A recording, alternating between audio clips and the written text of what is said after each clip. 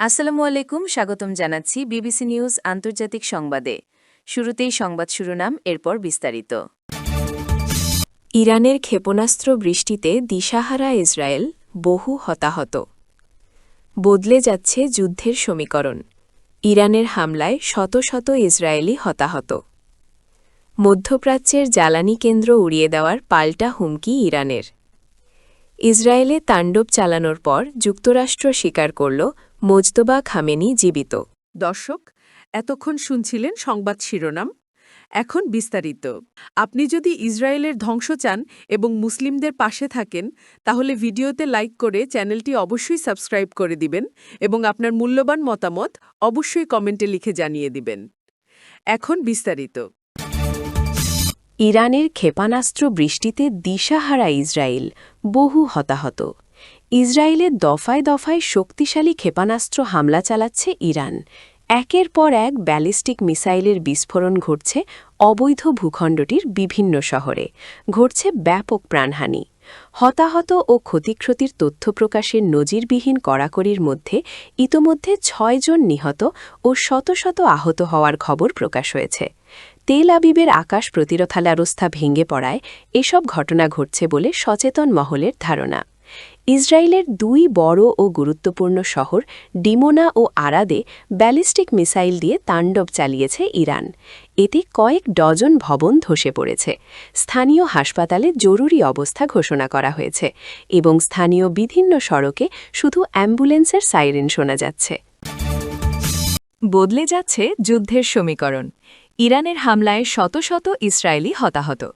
Islamic revolutionary guards corps IRGC জানিয়েছে, তাদের চলমান প্রতিশোধমূলক অভিযান অপারেশন ট্রু প্রমিস 4 এর সাম্প্রতিক ধাপে শত শত মানুষ নিহত বা আহত হয়েছে, যা শত্রুপক্ষের বিরুদ্ধে যুদ্ধের পাল্লা উল্লেখযোগ্যভাবে ভারী হওয়ার ইঙ্গিত দেয়। এক বিবৃতিতে IRGC জানায়, অভিযানের ৭৩তম ঢেউয়ে অধিকৃত অঞ্চলের দক্ষিণ ও উত্তর উভয় অংশকে লক্ষ্যবস্তু করা হয়েছে। বিবৃতিতে বলা হয়, ইসলামিক প্রজাতন্ত্রের বিমান প্রতিরক্ষা খাতের শহীদদের সাহসিকতার প্রতি শ্রদ্ধা জানিয়ে IRGCর অ্যারোস্পেস ফোর্সের ক্ষেপণাস্ত্র ও ড্রোন ব্যবস্থার মাধ্যমে এই হামলা চালানো হয়েছে। মধ্যপ্রাচ্যের জ্বালানি কেন্দ্র উড়িয়ে দেওয়ার পাল্টা হুমকি ইরানের। মার্কিন প্রেসিডেন্ট ডোনাল্ড ট্রাম্প ইরানের বিদ্যুৎ কেন্দ্রগুলো গুড়িয়ে দেওয়ার হুমকি দিয়েছেন। তিনি বিশ্বের জ্বালানি করিডোর হরমুজ প্রণালী ৪৮ ঘণ্টার মধ্যে খুলে দিতে বলেছেন। অন্যথায় ইরানকে এ পরিণতি ভোগ করার জন্য প্রস্তুত থাকতে বলেছেন। তবে তার এই হুমকিকে পাত্তা দেয়নি ইরান। পাল্টা হুঁশিয়ারি দিয়েছে তেহরান। হামলা হলে মধ্যপ্রাচ্যের জ্বালানি কেন্দ্রগুলোও উড়িয়ে দেওয়া হবে বলে ইরানের সেনাবাহিনী হুঙ্কার দিয়েছে। ইরানের বিদ্যুৎ কেন্দ্রগুলো বিধ্বস্ত করার ট্রাম্পের হুমকির জবাবে উপসাগরীয় অঞ্চলের অবকাঠামোর উপর পাল্টা হামলার হুমকি পুনর্ব্যক্ত করেছে ইরানের সামরিক বাহিনী। ইসরায়েলে তাণ্ডব চালানোর পর যুক্তরাষ্ট্র স্বীকার করল মোজতাবা খামেনি জীবিত। ইসরায়েলের একাধিক শহরকে ধ্বংসস্তূপে পরিণত করেছে ইরান। প্রতিশোধমূলক হামলার অংশ হিসেবে শনিবার ২১ মার্চ দফায় দফায় ব্যালিস্টিক মিসাইল ছুড়ে অবৈধ ভূখণ্ডটির আরাদ, ডিমোনাসহ বেশ কয়েকটি শহরকে নরক বানিয়ে দিয়েছেন ইসলামী প্রজাতন্ত্রের সর্বোচ্চ নেতা আয়াতুল্লাহ মোজতাবা খামেনির সেনারা। এরপর পরই যুক্তরাষ্ট্রের এক কর্মকর্তা স্বীকার করেছেন যে মোজতাবা খামেনি জীবিত আছেন।